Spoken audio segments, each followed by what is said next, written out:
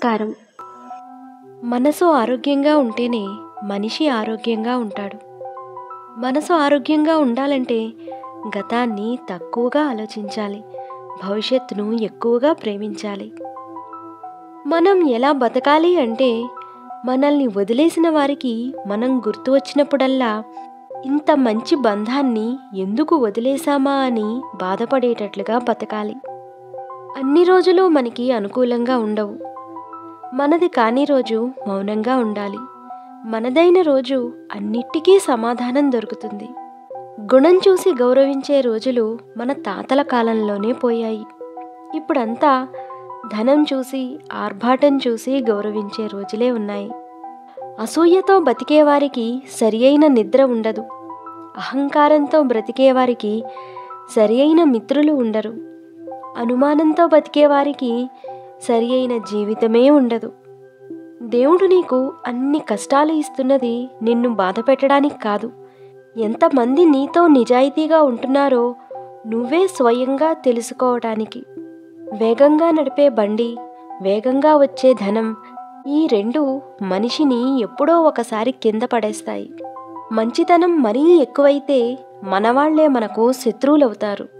ప్రతి మొక్క పండిన ఆకులను రాల్చి తిరిగి కొత్త ఆకులను చిగురింప చేసుకుంటుంది.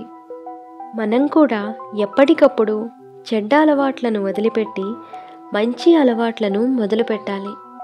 గెలుపు వచ్చినప్పుడు పొంగిపోకుండా, ఓటమి ఎదురైనప్పుడు కృంగిపోకుండా సమతుల్యతతో జీవితం సాగించే ప్రతి మనిషి స్థితప్రజ్ఞుడే.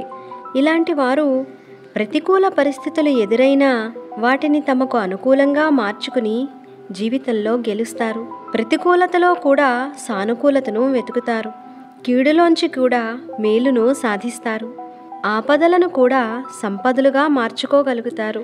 మహానుభావుల జీవిత చరిత్రలు, వారి అనుభవాలు జీవిత సారాన్ని బోధిస్తాయి. వాళ్ళందరూ కష్టాల పాలైనప్పుడు వాటిని ధైర్యంతో ఎదుర్కొన్నారు. వ్యామోహానికి గురైనప్పుడు నిగ్రహం వహించారు. నిరాశ ఎదురైనప్పుడు మానసిక స్థైర్యంతో ముందుకు కదిలారు. ఒక న్యాయవాది తన 21వ సంవత్సరంలోనే వ్యాపారంలోకి దిగి పూర్తిగా నష్టపోయాడు. తరువాతి సంవత్సరం శాసనసభకు జరిగే ఎన్నికల్లో పోటీ చేసి ఓడిపోయాడు. మరో 2 ఏళ్లకు వ్యాపారంలోకి దిగి మళ్ళీ నష్టపోయాడు. ఆపై 2 ఏళ్లకు తాను ప్రాణాధికంగా ప్రేమించిన స్నేహితురాలి మరణంతో విషాదాన్ని అనుభవించాడు. 34 ఏళ్ల వయసులో మళ్ళీ ఎన్నికల్లో పోటీ చేసి ఓడిపోయాడు. తిరిగి 45 ఏళ్ల వయసులో బరిలోకి దిగి చట్టసభలో స్థానం సంపాదించుకోలేకపోయాడు. ఇంకో 2 ఏళ్లకు దేశ ఉపాధ్యక్షుడి పదవికి పోటీ చేసి ఓటమి పాలయ్యాడు. అయితేనేం, ఇన్నిసార్లు ఓటమిని చూసినా కూడా పట్టు వదలకుండా తన 52వ ఏట సువిశాల అమెరికా దేశానికి అధ్యక్షుడయ్యాడు. ప్రతి ఓటమిని గుణపాఠంగా మలుచుకొని చివరకు విజేతగా నిలిచిన ఆయనే అబ్రహం లింకన్. మేఘం నుంచి జాలువారిన ప్రతి చినుకు ముత్యం కాకపోయినా ఏ చిన్న మొలకకో తప్పకుండా ప్రాణం పోస్తుంది. ఎండిపోయిన ఆకు కూడా ఒకరి కడుపు నింపడానికి విస్తరిగా మారుతోంది.